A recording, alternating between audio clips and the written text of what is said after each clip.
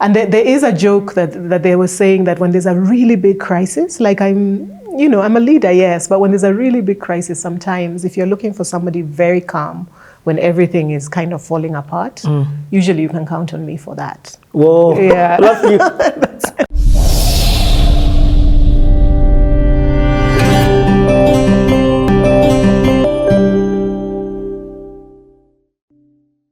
CTA for me is like a jigsaw puzzle that I'm putting together of your life. So we're still in the family. Yeah, so now, the family, by the way, I see it. I can see you guys at the dinner table. Yeah. I can see your parents. I can see your mom was really ahead of her time. That's right. She was really, really ahead of her time in entering this leadership world. Let me not even call it corporate.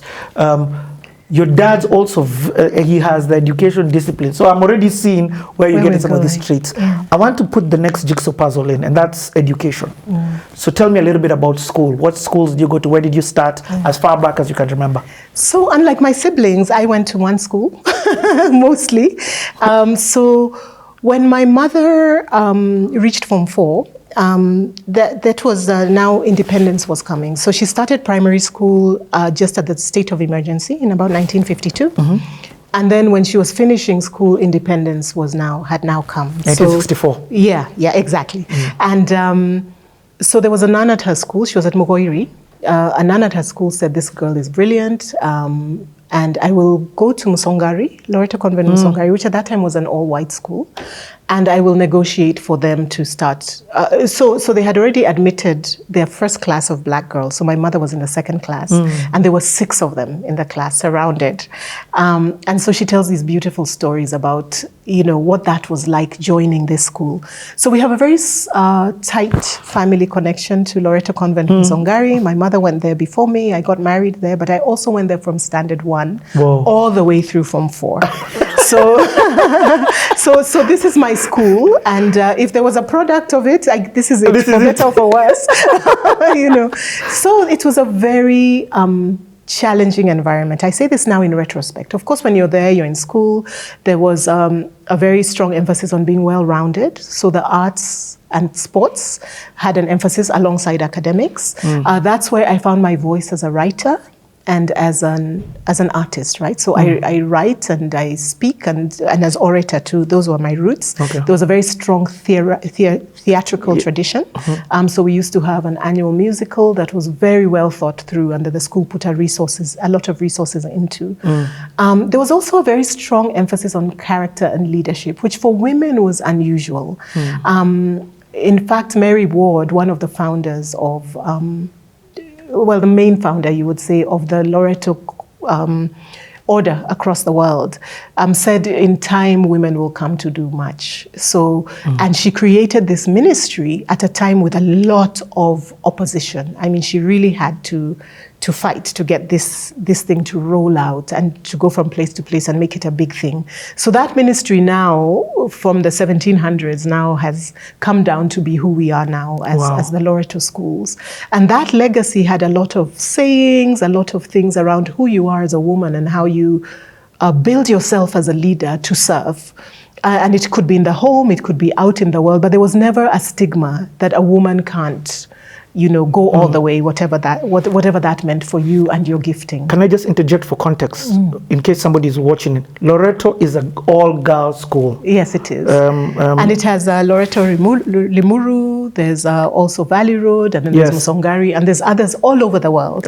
Yeah, but it's all girls and has this leadership strain behind it. And they also taught you things about character, like having the courage of your convictions. I remember that was a strong thing. If you have something to say, you say it and you put your name on it. You don't but there was also decorum, how you behave was also really important. So that legacy really gave me a strong foundation, I would say, as I went out into the world after that. When do you start? When do you start? What year do you start? I started in 1975 in Standard 1, and then went all the way through to Form 4 in 1986. At that time, so CTA, you'll see me slow you down. Helping people understand the context. It's not just like, I started, I ended by. So for context, what's it's all the way to class 7. There was no class 8 at that time. No, there was no class 8. It was 7, then Form 4. Yeah. So 7, 4, then 2, then 3. Okay. Yeah. For context, somebody watching this or somebody, I've got a diverse group of people who watch this, different demographics, different professions. But if somebody is in a school, what does it take at that time, or even parents, like I'm a father of 2 girls, what does it take to, what are those things that I need to instill that produce a leader? So at this young demographic, I'm not even talking about the high school, let's start from class 1 all the way to 7. What are those things that you're being taught that are instilling leadership into that person? So I'm a bit old school. Lately, I'm beginning to feel that we need to push back on a bit of the rhetoric around what goes into making a leader. Firstly, I don't know whether it's just everybody should want to be a leader because it is really responsibility. I remember once in school when I was being asked, it was an exercise where we asked to define freedom.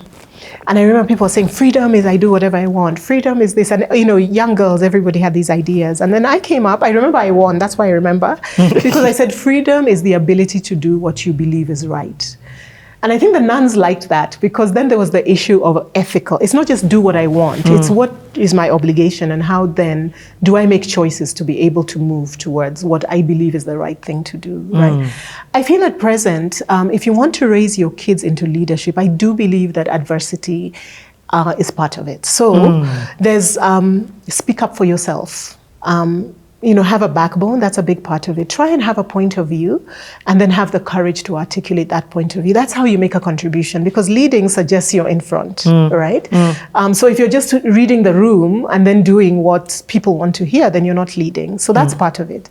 And in order to create that courage and that sense of strength, inner strength, there's a discipline that comes with that, right? So you have to learn, 1, self-awareness. Do I even know what I'm thinking? Do I even know which is my opinion and which is somebody else's? So that whole self-awareness work is really important. And so I talk about ordering your private life. Like there's a whole, Steve Covey says that there's outward battles, right? Battles that are external, and then there's private battles. And if you're in a battles, you haven't yet worked to overcome yourself, then how are you going to go out and win a bunch of public battles, right? So that discipline of helping your child learn to understand themselves. And by this we mean, not everything you do is wonderful, mama. Not you're just the most beautiful everything, So you want to instill self-confidence. You want to give self-esteem. But part of that makes somebody flourish, I think, is when they have a very strong sense of their own weaknesses as well. So how do you balance that and get somebody to know that these areas are my strengths, these ones not so much, these ones I'm working on, and also that cross-cutting value of grit, right? So just because something is hard doesn't mean I don't keep at it. And that one is one of the things that I feel we're really losing the plot on, right? Like helping people keep going when things feel like this one needs just a little bit more effort for me. It needs me to keep seeing this through, even if I'm not winning, even if I'm not at the front of the race, I'm going to finish. So those are some of the values I think we can instill in people. Yeah. That is so brilliant. I mean, I just had a conversation with somebody who, my first leader who came here, Phil, and he was, and one of the conversations that we're having concerning leadership, he was talking about how he came out of the ghetto, and now because he has a child, he's like, she can't go through that, man. I'm here to protect her from going through that. But at the same time, I'm hearing you saying, going through this ghetto is what made you who you are, have the backbone. That's right. So now you want to prevent giving somebody the ability to get a backbone. Yeah. So it's that balance of don't throw them back in the ghetto, but find ways within your new environment to stretch them. They must stretch, and they must feel that everything doesn't always go my way all the time, because that's life. And when you're not there to provide the safety net, they need to be able to pick up and keep going. This one I'm a strong believer in. I feel like it wasn't always easy growing up, but I feel like some of those things are what make me actually quite comfortable now when there's adversity. And there is a joke that they were saying that when there's a really big crisis, like I'm a leader, yes, but when there's a really big crisis, sometimes if you're looking for somebody very calm when everything is kind of falling apart, usually you can count on me for that. Whoa, yeah. love you. Yeah. And let me tell you, the organizations that you work with, a big crisis is a crisis. Yeah. Because you're talking about billion-shilling companies that you need to be able to with. start from. Okay, so it's a billion-shilling loss. Yeah. So now what do we do? I mean, do we lose our heads? Do we cry? Or do we start now systematically create a plan?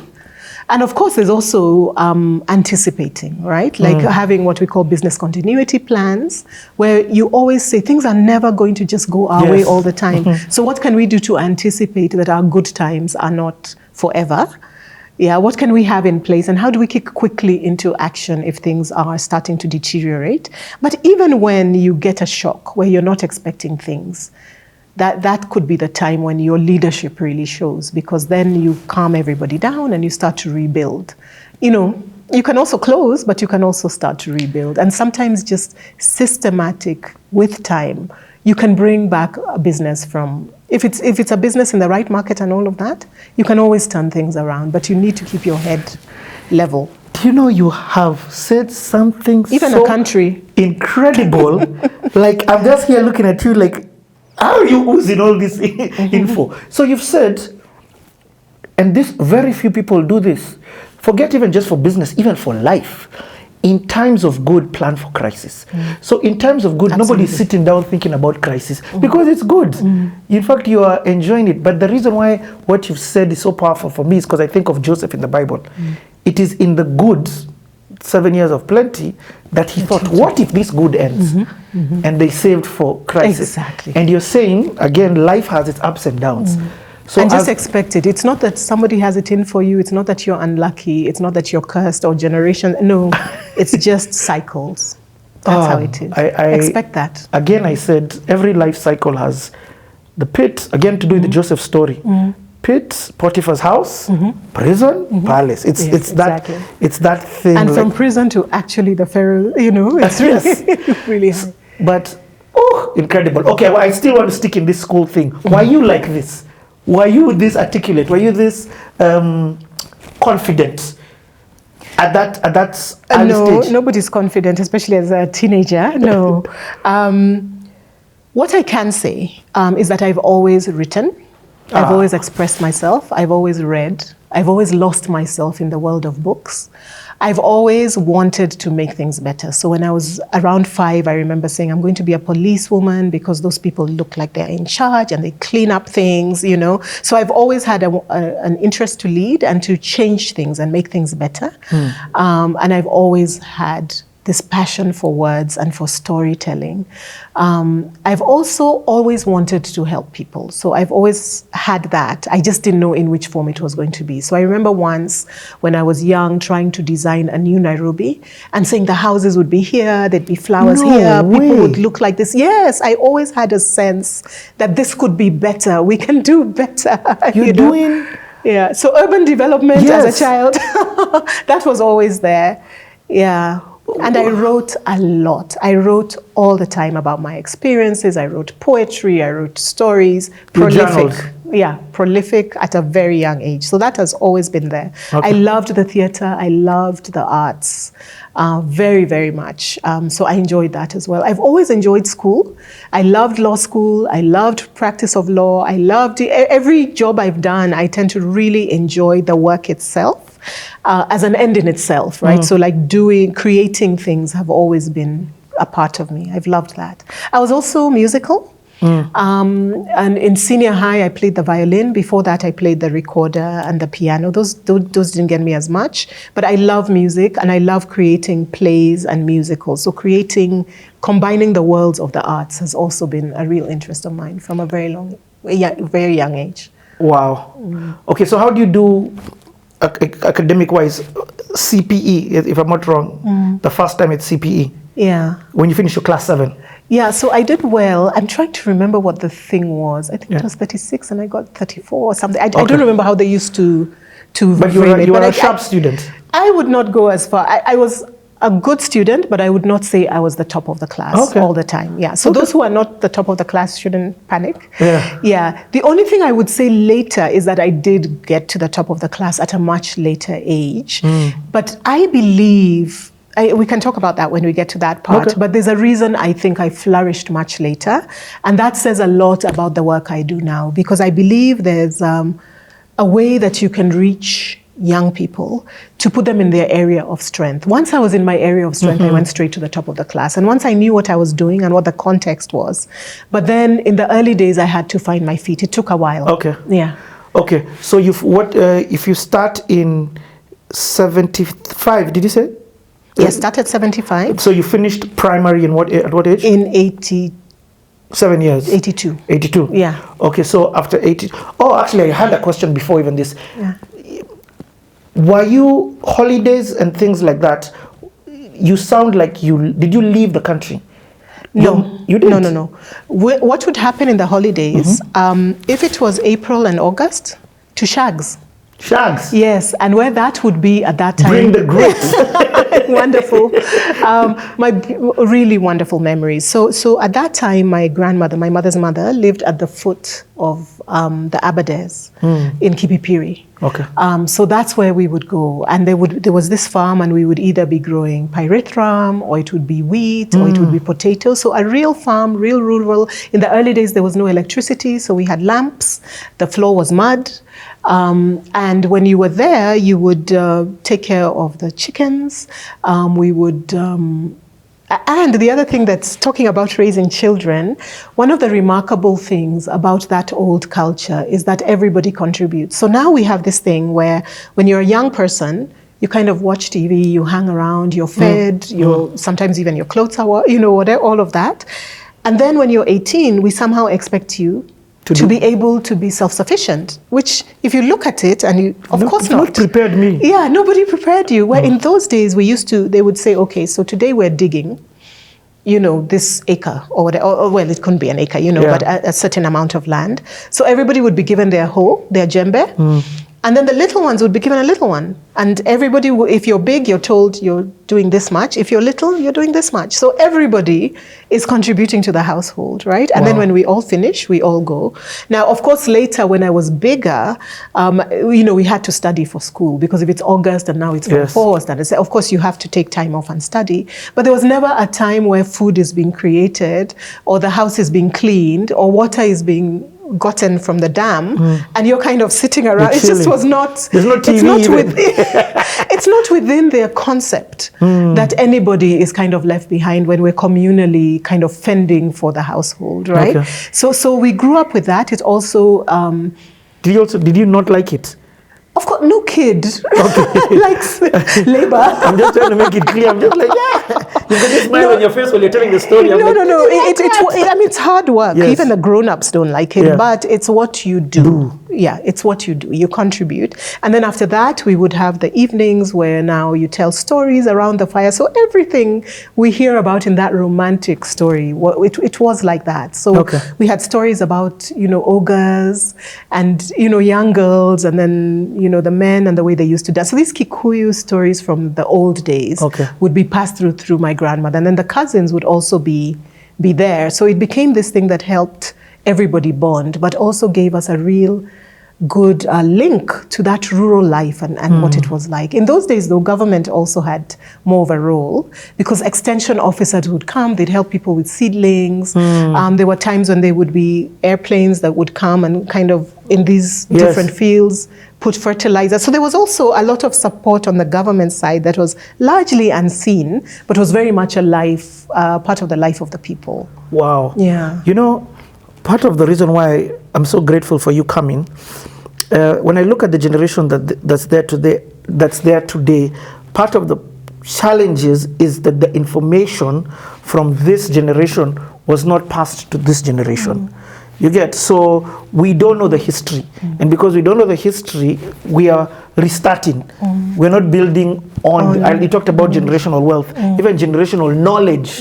There are gaps with it. So thank you so much for coming to CTA, because in an essence, you pass it and it explaining to me part of the steps necessary to build this holistic human being. It's that information of those who came before you. Yes. Wow. Okay, guys. I'm telling you, this is a good one. We're going to take a 2-minute break. We're coming back to continue this amazing story.